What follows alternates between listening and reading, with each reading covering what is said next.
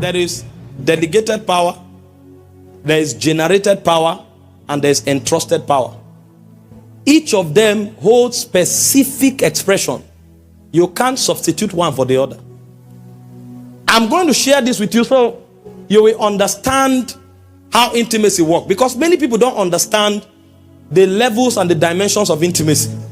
So sometimes they are in God's presence, but because when they taught them about walking with God, they didn't teach them what God's presence was and what intimacy meant. They only taught them a religious activity. So because they are not doing that activity part-time, they kill themselves with guilt and think that God is far away from them.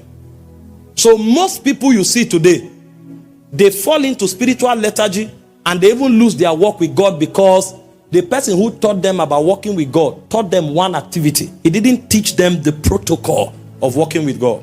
He didn't teach them all the dimensions of intimacy. And so anytime they don't do that one that they are taught, guilt will kill them. And they will now carry the burden of guilt and they will actually lose their relationship with God. So it's important for us to know the holistic dimensions of intimacy so that we can know what to exercise part-time. I was teaching them about power in Cameroon, and I showed them 3 dimensions of power, and each dimension represents specific things. I told them there are certain powers you will never walk in until you have revelation. If you like, fast for 1 year or 10 years, you will never walk in it. For example, exousia is a positional power. You can only walk in exousia if you have the revelation of the finished works of Christ and who you now are in Christ. This is why many people can't cast out devils. They are fasting machines, but they can't cast out devils. They do a lot of alms giving, but they can't cast out devils because they don't know the authority in Christ. They don't know the finished works of Christ, and they don't know who they are in Christ.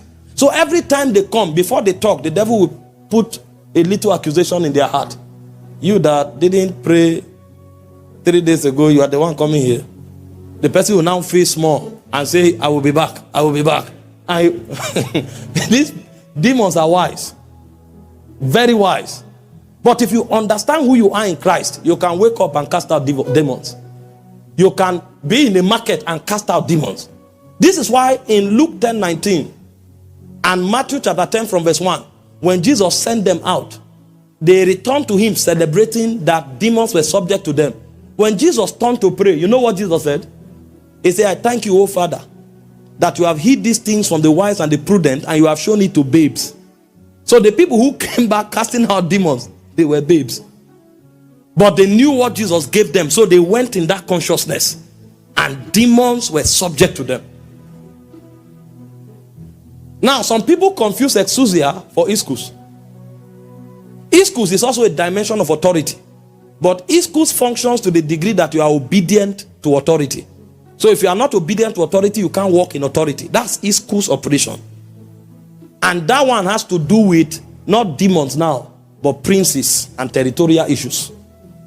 Because anything that has to do with a prince and a territorial issue, there are laws of the spirit that governs it. These are legalistic beings. They don't do things anyhow.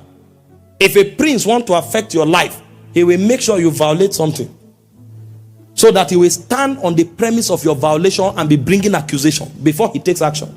It's only a demon that will see space and jump in. And the way he jumps in, he can jump out. But not a prince.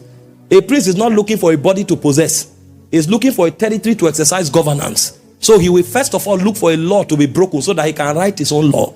Now, if you come to address a prince, you will need to be under authority to be able to exercise authority there. Now, if you don't know the difference, the moment they say authority, you will feel that unless you have stature, you can't wield authority. So many people, today they have manifestation, tomorrow they don't have manifestation, and they don't know why. Because they don't understand the difference between delegated authority and generated authority. Are you seeing? Now, if you... Okay, I'm saying that somebody is interested. Go and get the message. Hear it. We are not teaching power today. When I was teaching them on entrusted authority, I told them revelational power gives you authority over demons. Generated power, like dunamis, gives you authority to change circumstances. So, for example, I can know all the revelation of the finished works of Christ.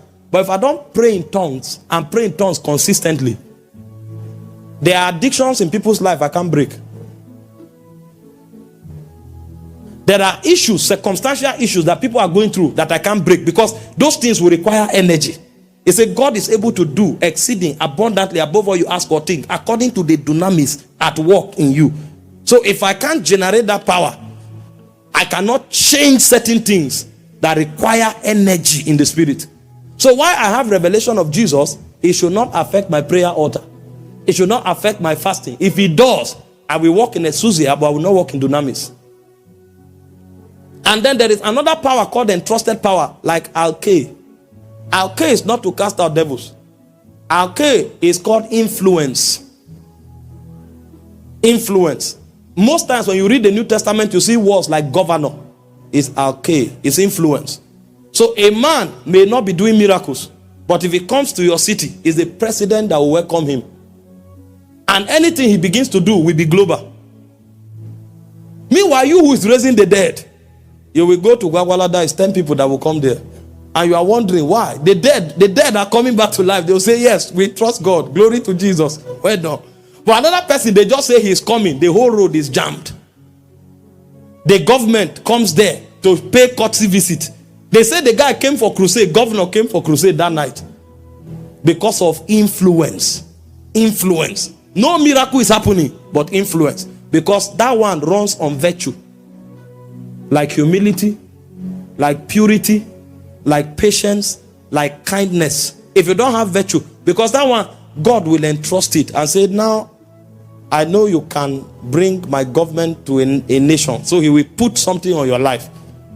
People will not know the gift you have, but if they call your name, they will tremble. It's called entrusted power. If you don't understand how power works, you may run your whole ministry on dunamis.